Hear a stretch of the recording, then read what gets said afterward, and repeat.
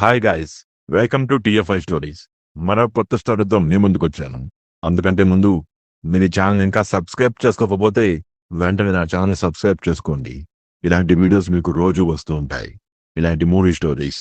Please me support నాకు ఎంతో అవసరం. సబ్స్క్రైబ్ చేసుకోండి. ఐకాన్ స్టార్ అల్లు అర్జున్ కథానాయకుడిగా ప్రపంచ వ్యాప్తంగా 12,500 స్క్రీన్లలో విడుదలైన పుష్ప 2 సూపర్ హిట్ టాకుతో దూసుకుపోతుంది. ఈ సినిమా తొలి రోజు నుంచే రికార్డులను వేటను మొదలుపెట్టింది. తొలి రోజు 180 కోట్ల నెట్ వచ్చిందని ట్రేడ్ పండితులు చెబుతున్నారు. వీటిల్లో అత్యధికంగా తెలుగు రాష్ట్రాల నుండి, ఆ తర్వాత హిందీ నుండి వచ్చాయని చెబుతున్నారు. ఇలాంటి రికార్డులను కొనసాగిస్తున్న పుష్ప 2 ఒక్క విషయంలో మాత్రం జూనియర్ ఎన్టీఆర్ నటించిన దేవర రికార్డును బీట్ చేయలేకపోయింది. కొరటాల శివ దర్శకత్వంలో కళ్యాణ్ రామ్ నిర్మించిన దేవర సినిమా ఓవర్సీస్ లో తొలి రోజు 20,000 కోట్లు అమ్ముడుపోయి కొత్త రికార్డు నెలకొల్పింది. అయితే ఈ రికార్డును పుష్ప 2 కూడా బీట్ చేయలేకపోయింది. ఓవర్సీస్ లో తొలి రోజు టికెట్లలో దేవరా కంటే తక్కువే అమ్ముడుపోయాయని చెప్పవచ్చు.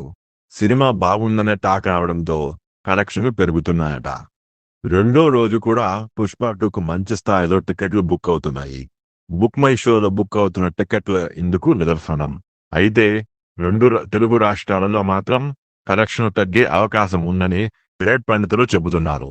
బెనిఫిట్ షోతో పాటు తర్వాత రోజు నుంచి మల్టీప్లెక్స్ థియేటర్లలో టికెట్లు కూడా భారీగా ఉండడంతో అల్లు అర్జున్ అభిమానులు కూడా వెనుకంజ వేస్తున్నారు. వారం రోజులకు గాను 700 నుండి 800 కోట్ల వరకు గ్రాస్ వసూళ్లను పుష్ప 2 వసూలు చేసే అవకాశం ఉందని భావిస్తున్నారు. సినిమా లాంగ్ రన్ లో బాహుబలి 2 రికార్డును బద్దలు కొడుతుందా లేదా అనేది తెలుసుకోవాలంటే కొన్నాళ్లు వేచి చూడాల్సిందే. సినిమా టికెట్ ధరలు అత్యధికంగా ఉన్నాయి కాబట్టి ఈ ధరల మీద సులువుగానే బాహుబలి 2 రికార్డును బద్దలు కొడుతుందని కొందరు భావిస్తున్నారు.